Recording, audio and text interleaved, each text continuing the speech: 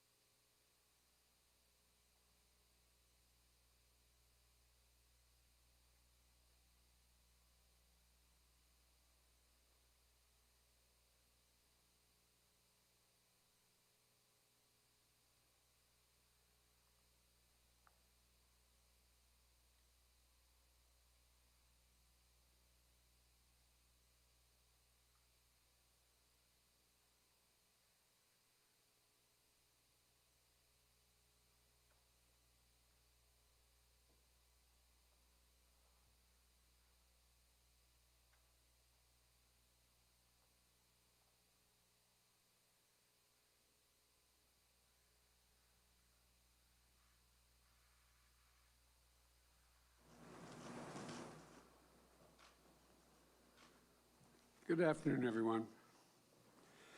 Back in December, I set a goal of administering 100 million shots, vaccine shots, in my first 100 days in office. At the time, some told us that couldn't be done, it was awfully ambitious, but we did it in 58 days because of the incredible staff I have.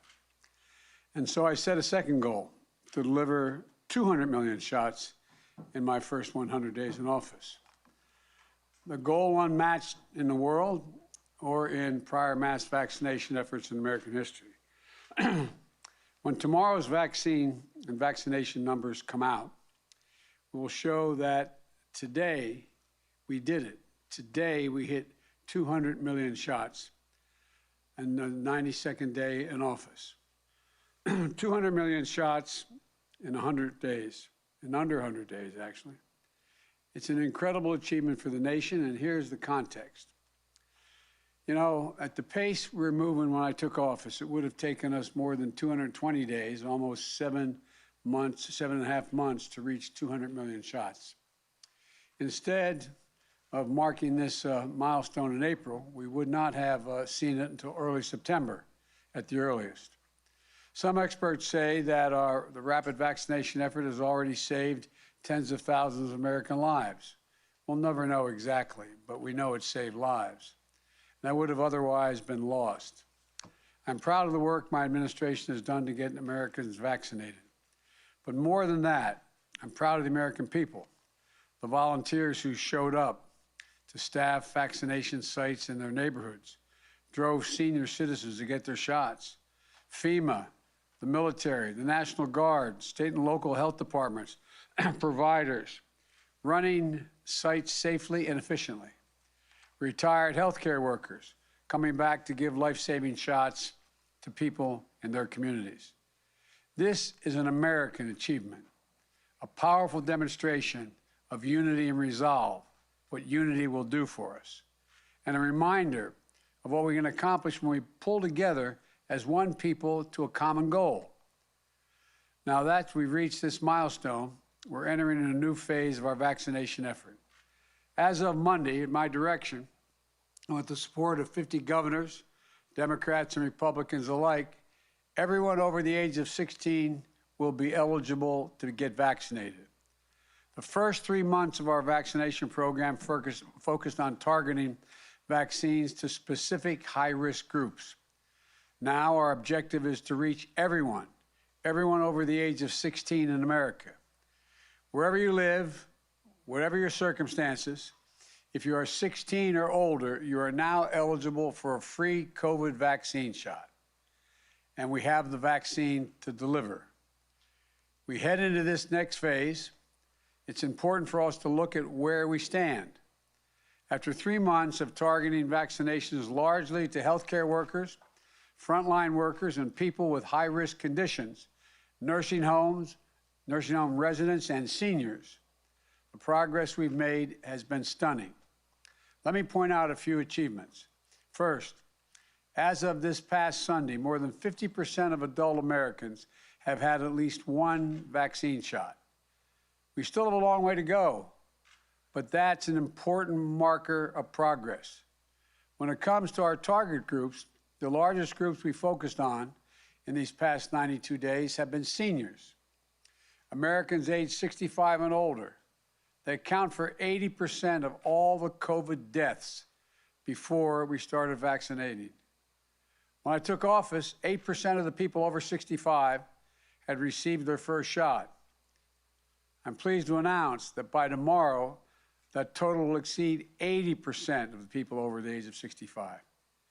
80% of American seniors of all races, religions, political views will have had at least one shot. It'll be another month or so before we see the full benefits of this effort, as many seniors still need the second shot, plus the 2 weeks to gain that protection after the second shot. But already, we've seen a dramatic decline in deaths among people over the age of 65, an 80% reduction in deaths of people over the age of 65. Still, far too many lives lost, but also a lot of lives saved. In the weeks ahead, as more seniors reach full vaccination, that number of lives lost will continue to decrease. You know, we made great progress with another target group as well. Educators, school staff, bus drivers, and child care workers. Back in February, when many of our schools were fully or partially closed, the Center for Disease Control and Prevention, the CDC, issued guidelines to help reopen our schools safely. Then in March, Congress approved the American Rescue Plan to fund the safe reopening of our schools. One thing was clear.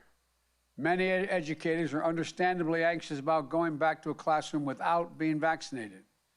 And many parents were understandably nervous about sending their kids back as well. So on March the 2nd, I launched a program directing all states to make educators, school staff, school bus drivers, child care workers eligible for vaccination in every state so that schools and child care centers could open with a peace of mind. Within a month, 80% had received at least one shot, and schools and child care centers all over the country are reopening. Now, to be clear, we still have some work to do with our target groups, but we've made remarkable progress. And as we continue, as I said, the time is now to open up a new phase of this historic vaccination effort. To put it simply, if you've been waiting for your turn, wait no longer. Now is the time for everyone over 16 years of age to get vaccinated. Unlike the target groups, where we've made such great progress, the broad swath of American adults still remain largely unvaccinated. In a number of states, they weren't eligible for the vaccination until this week. Too many younger Americans may still think they don't need to get vaccinated. So, let me explain 2 reasons why we need everyone over 16 years of age in America to get vaccinated, and share what we're going to do to encourage it. The first reason, quite simply, is to keep you from getting very sick or dying. Hundreds of Americans are still dying from COVID every day. The data could not be clearer at this point. If you are fully vaccinated, 2 weeks beyond your last shot, you are nearly 100% protected against death from COVID, no matter what your age, no matter what your health history. Until you are fully vaccinated, you are still vulnerable. The vaccine can save your life. The second reason to get vaccinated is to protect your community, your family, your friends, and your neighbors. Vaccines can save your own life, but they can also save your grandmother's life, your coworker's life, the grocery store clerk, or the delivery person, helping you and your neighbors get through the crisis. Now, that's why you should get vaccinated. Let me talk about how we're making it easier for you to be able to get vaccinated. First, there are some steps I announced previously that are hitting the ground this week. 90% of the American people now live within 5 miles of a place where they can get a shot. And under our federal vaccination program, shots will be available at nearly 40,000 pharmacies, coast to coast. And if you can go into to buy your shampoo or toothpaste, you can stop and get vaccinated. The vaccine is free, it's convenient, and it's increasingly available. But I know that isn't enough. As we move into the vaccination campaign focused on working-age adults, one concern I've heard from so many Americans is that they can't afford to take the time off to get vaccinated or lose a day's work because they are feeling slightly under the weather after their shot. So today, I'm announcing a program to address that issue nationwide. I'm calling on every employer, large and small, in every state to give employees the time off they need with pay to get vaccinated, and any time they need with pay to recover if they're feeling under the weather after the shot. No working American should lose a single dollar from their paycheck because they chose to fulfill their patriotic duty of getting vaccinated. We're already seeing employers, large and small, stepping up to meet this historic moment. The grocery store Kruger's offered employees $100 to get vaccinated. It helped push the vaccination rates from 50% to 75% among their associates. Patty Young owns a hair salon in Springfield, Ohio. She's also dedicated to getting her customers and employees vaccinated, that when they leave the salon, the receptionist, the salon, they may be going to a saloon, I don't know, but when they leave the salon, the receptionist helps sign you or your family up to get a COVID vaccine and where to get it. They've scheduled more than 200 shots so far. Businesses and employers like Patty should be supported for doing the right thing. So to make sure this policy comes at no cost to small or medium-sized businesses with fewer than 500 employees, the IRS is posting instructions for how employers can get reimbursed for the cost of providing paid leave for their employees to get vaccinated and recover from the side effects if they have any. That reimbursement, which comes through a tax payment, is thanks to the program I launched in the American Rescue Plan. So again, every employee should get paid leave to get a shot, and businesses should know that they can provide it without a hit to their bottom line. There's no excuse for not getting it done.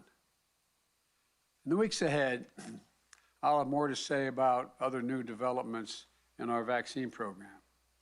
We'll also continue moving aggressively to build on our progress, and race to the finish line here. But let me close with this.